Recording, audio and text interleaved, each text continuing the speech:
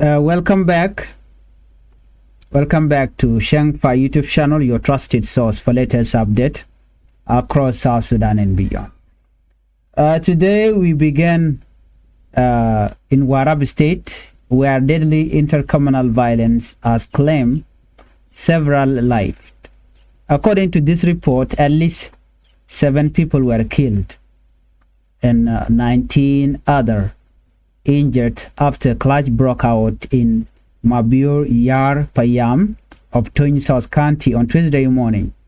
According to local authorities, the violence involved members of different communities and quickly escalated into a deadly confrontation. In that incident, several homes were burned down during the fighting, and a grinding mill was also destroyed by fire. The government of Warab State strongly condemned the violence and expressed sympathy to the families who lost their loved one. Officials say security forces have been deployed to the area to restore peace and prevent further violence. Authorities have also promised to identify and arrest those responsible for the attack. This incident is another reminder of the challenges many communities continue to face as leaders work to strengthen peace and security across the country. In another tragic development, an attack in United States oil field has left 14 people dead and 21 others injured. The attack happened at Katnar in the northern unity of oil field at around 1:30 a.m. in the morning on Tuesday. Local officials in United States accused suspected army use from the Rawing administrative area of carrying out the assault. The incident was confirmed by Rukona County Commissioner General Stephen Salam Malut. Security authorities are continuing their investigation into the attack and are working to establish the full circumstances surrounding what happened. The latest violence has raised concern, and it raised concern about security situation in area near important oil production site. Community leaders and government officials are calling for calm while investigation continue. Now we turn to a major political story developing in Juba. South Sudan suspended Minister of Petroleum Port Kang should appear before the special court and made serious allegations against the National Security Service, commonly known as the NSS, National Security Service. During the court session, Honorable Port Kang claimed that security official planted false message on his mobile phone after his arrest. Honorable Port Kang argued that the messages presented as evidence in court were not genuine and that they should not be trusted. According to Honorable Port Kang, security officer gained access to his phone after forcing him to provide his password. He claimed that fabricated messages were later added to the evidence before digital evidence was presented to the court. He further stated that his phone remained in the custody of security authorities for a long period, raising questions about the integrity of the information found on it. Honorable Port Kang rejected accusations that he sent money to support violence in Nassau County.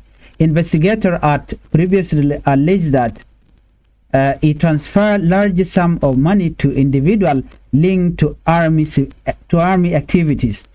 The prosecution claimed that Honorable Port Kang sent $30,000 to mobilize Nuer youth and an additional $1,500 for other purposes related to the conflict were also transferred. Investigator also alleged that Honorable Potkang coordinated several money transfer across border involving Kenyan shilling and Ethiopia birr. However, Honorable Potkang firmly denied all accusations. He told the court that he never sent the money, mentioned it by the prosecutor, and described the allegation as completely false. According to Honorable Potkang, the case is politically motivated and intended to damage his reputation. Honorable Potkang also argued that the arrest and prosecution of opposition figure could negatively affect the implementation of the 2018 Rift Peace Agreement. The court cases has attracted significant attention both inside South Sudan and internationally because of the high-profile individual involved. Among those facing charges are first Vice President Dr. Machar and several senior SPLA-IO officials. Prosecutor alleged that force linked to the SPLA-IO and the Nuerwai army were involved in attack that resulted in the deaths of hundreds of South Sudan People Defense Forces soldiers in Nasser during March 2025. According to this report, the prosecutions further claimed that military equipment worth millions of dollars was either destroyed or seized during the fighting. The accused individual have denied that allegation. They denied the allegation against them, and the court proceeding continue. Meanwhile, the trial resumed this morning, June 3rd, 2026. Judges are expected to cross-examine Honorable Potkang regarding the testimony he previously gave before the court. Following the question, the court is expected to hear from the next accused person in the case. Many South Sudanese citizens are closely following the proceeding because of their potential impact on the country's political future and the ongoing peace process. Observers say the outcome of the case could have important consequences for national unity, reconciliation effort, and the implementation of the peace agreement. As the trial continues, both supporters and critics are waiting to see what new information will emerge during the upcoming court session. That is all for today news update. Thank you for watching Changfied YouTube channel news. If you are new here to Changfied, please, I would like you to help the channel by subscribing, turn on the notification bell so whenever we upload a new video, you can be notified. Thank you for watching. Let's meet on the next report.